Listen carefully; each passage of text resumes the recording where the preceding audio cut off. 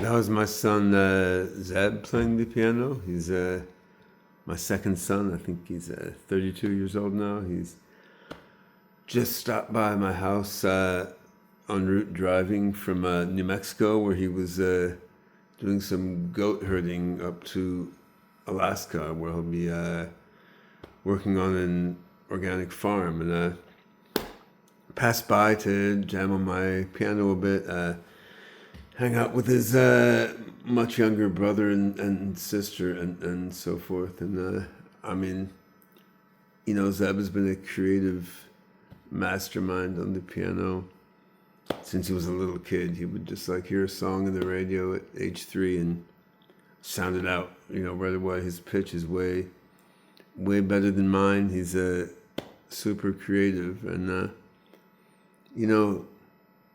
if you compare the musical creativity in really anyone's human mind, but especially someone who's just got a knack for music, it's just like it's a whole different thing from what current AI music tools are doing, right? I mean, what current AI music tools are doing is basically just recombining the training data in a very, very transparent way. And this can be useful for some things. It's cool. I mean, it's awesome. If I'd built Udio, I would be psyched at what it can do. Like, it's cool to be able to spit out mediocre music in any genre automatically. It's like magic, right? But I mean, and there are practical uses. Like I'm an advisor to my friend Danny Newcomb's company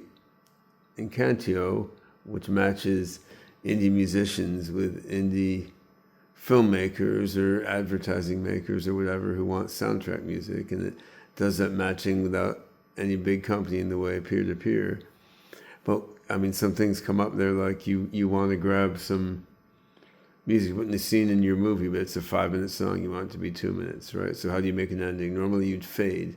Well, using AI, you can ask the AI just to make up a nice ending for the song after 2 minutes rather than just fading out, right?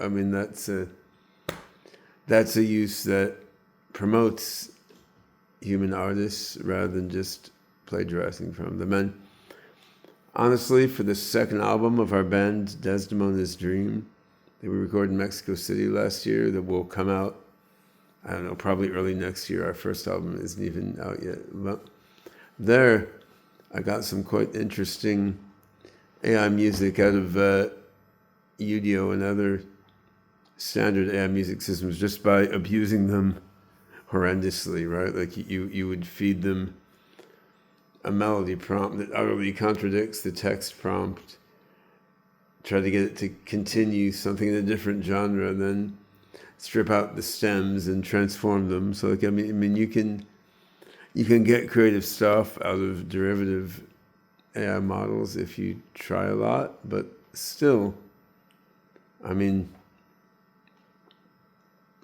it's not the kind of musical creativity that human brains have, right? And even if you teach young kids music, I mean, every child has a level of musical creativity that current AI models don't have. Like, every child will just come up with something new out of the rhythm of their body, the rhythm of their breath, their heartbeat, the way they walk, the way they think, and they can get their hands psyched into it, right? So I think, in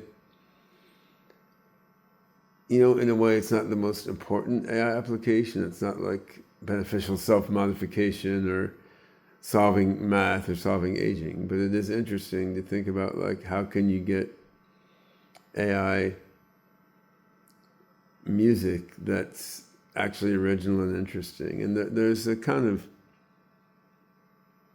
trade-off here, right? Because if you made an AI system invent the music that's most natural to it, I mean, it might be like a musical rendition of the beepings of TCP/IP packets or something, right? It might be utterly incomprehensible as music to humans, yet it might be what expresses the emotion of what it is to be an AI, right?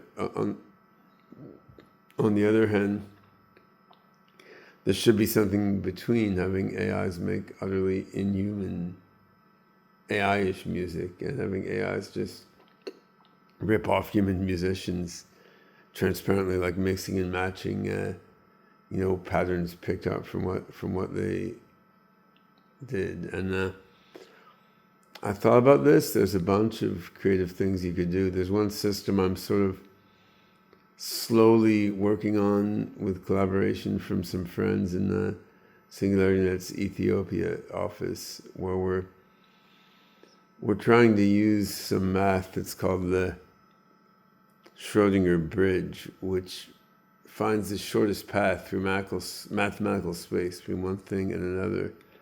So what I'm trying to do there is get AI to compose, progressive rock or jazz fusion songs by using Schrödinger bridge interpolation. So like you'd start with some melody, the AI would come up with it, right? You start with some melody the AI came up with, like whatever it is, right? And then you would give it another melody as well. It could be whatever it is, but you have the beginning melody, the end melody, right? Then what you want is the AI to interpolate the shortest path through the mathematical space from the beginning melody to the end melody. Now, how does it do it? That's where it gets interesting, right? You can give it a number of different rules. So if you just give it some basic musical transformations and ask it to find the shortest path from melody A to melody B, my friend Patrick Gudev, who's working with me on a project called Deep Noise Labs in AI music, he implemented that. It's cool. It sounds very sort of modern classical music-like, right? Now, what you want to do is add a couple other aspects to the metric, judging what's the shortest path from beginning melody to end melody. So one thing you can do, you can encode in Hyperon's atom space knowledge base something called the generative theory of tonal music that was invented by a guy named Fred Lerdahl, who's a classical composer and musician, as well as a theoretical linguist. So this is a grammar of like what is humanly comprehensible music, what's humanly interesting music, going beyond standard textbook music theory and incorporating the standard ways we can enjoy breaking it, right? And so you can encode that, like obey the generative theory of tonal music makes a path simpler. You can also train a model on human music and say, well, being somewhat in the direction of human music makes a path simpler. So then you have a different way of composing, right? Create little melody A, create little melody B. Define your metric. Is it just simple transformations from one step to the next? Is it be probable according to the generative neural model trained on human music? Is it obey the generative theory of tonal music, like fancy music theory? Some weighted combination of those, right? So then the AI can find a short path from one melody to another. And that is a way to get interesting music, I think. I've only experimented with super simple prototypes of it so far. I mean, it's just one among many heuristics, but it just shows like you can do other things besides glom together quasi-plagiarisms of existing music. And I mean, you can go further out there too. I'm not going to play it now, but I've got this keyboard called the Linstrument. You see, it's got like a square grid of keys, right? And that you can program however you want, or however you have time for, or however your LLM has time for, right? For example, you can program that to play 19 rather than 12 divisions of the octave, like a whole different scale of notes. It divides the octave into 19 instead of 12. And then you can play that if you can get your fingers and, cerebellum to do it. You can play that, and the Schrödinger bridge has no problem finding the shortest path through a musical space of, melodies, chords, and rhythms in 19 EDO instead of 12 EDO, right? So then you've got a whole other space you can explore with this sort of mathematical method, and you can look at how the patterns from standard 12-tone music map naturally into patterns in 19-tone music. I mean, there's just a lot of fun things to play with, and I don't spend much time on this. Music is sort of a way of blowing off steam after the stress of dealing with the running crypto and AI businesses and fighting with the code compilers and trying to get research done. But I do have the feeling, as well, as a way to blow off steam here and there, like getting AI to deal creatively with things that are all wrapped up with human emotion and the feeling of being human. Like, this seems like an important, interesting thing to do. Like, AI shouldn't just be plagiarizing people. They shouldn't just be initially inventing their own thing, like off totally different than people.